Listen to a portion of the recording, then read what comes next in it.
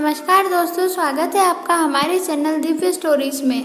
आज हम आपके लिए लाए हैं एक ऐसे राजा की कथा जिन्हें निंद्रा का वरदान प्राप्त था। कंस की पत्नियों का नाम था अस्ति और प्राप्ति।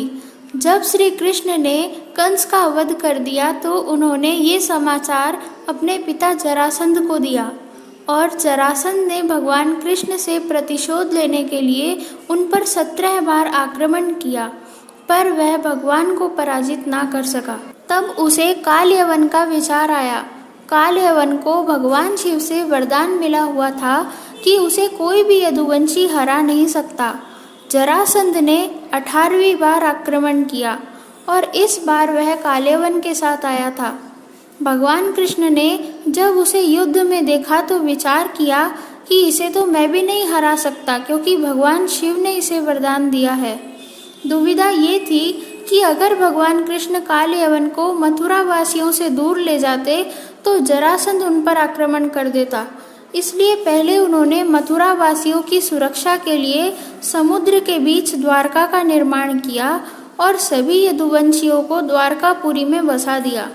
उसके बाद भगवान कृष्ण बिना अस्त्र शस्त्र के काल यवन के सामने आए तो उसने सोचा कि मैं भी इससे बिना अस्त्र शस्त्र के ही लड़ूंगा, और वो भगवान कृष्ण की तरफ भागा।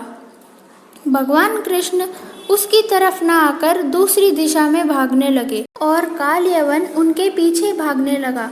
भगवान को भागते देख काल यवन बोला, अरे रणछोड़, भाग कहाँ रहा है, मुझसे युद्ध कर। और इस प्रकार रणभूमि से भागने के कारण भगवान का नाम रणछोड़ पड़ा। श्री कृष्ण भागते हुए एक गुफा में गए और काल यवन भी वहां पहुंचा। उस गुफा में राजा मुचकुंद एक चादर ओढ़कर सोए हुए थे। काल यवन को लगा कि ये भगवान कृष्ण है और सोने का नाटक कर रहे हैं। वो सोए हुए राजा पर लात मारने लगा। ठोकर लगने के कारण राजा की आंखें खुली और उन्हें काल यवन दिखाई दिया। इस प्रकार ठोकर मारकर जगाए जाने के कारण राजा को क्रोध आया। राजा की दृष्टि पड़ते ही काल यवन जलकर भस्म हो गया। राजा मुचकुंद मानधाता के पुत्र थे। वे महापराक्रमी और संग्राम विजयी थे। एक बार इंद्र आदि देवता गणों ने असुरों से अत्यंत भयभीत होकर राजा मुचकुंद से रक्षा की प्रार्थना की और राजा ने देवताओं की रक्षा के लिए असुरों से युद्ध किया और विजयी हुए। युद्ध समाप्त होने के बाद देवताओं ने उन्हें वरदान मांगने को कहा।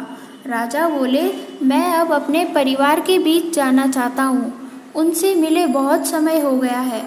देवताओं ने कहा कि धरती पर बहुत समय बीत चुका है और उनके परिवार का कोई सदस्य जीवित नहीं रहा। ये सुन के राजा के मन में अत्यंत शोक उत्पन्न हुआ और उन्होंने देवताओं से निंद्रा का वरदान मांगा। जो भी उन्हें नींद से जगाए वो जलकर भस्म हो जाएगा। ऐसा वरदान प्राप्त करके वो एक गुफा में सोने चले गए। काल यवन के मारे जाने के बाद भगवान कृष्ण मुचकुंद के सामने आए। भगवान कृष्ण का अद्भुत विग्रह देखकर राजा ने उनसे पूछा कि आप कौन हैं? भगवान बोले, मैं वसुदेव नंदन कृष्ण हूँ। मैं तुमसे प्रसन्न हूँ। तुम जो वरदान मांगना चाहते हो मांगो। राजा बोले, मैं मुक्त होना चाहता हूँ, मुझे इस संसार बंधन से मुक्त होना है।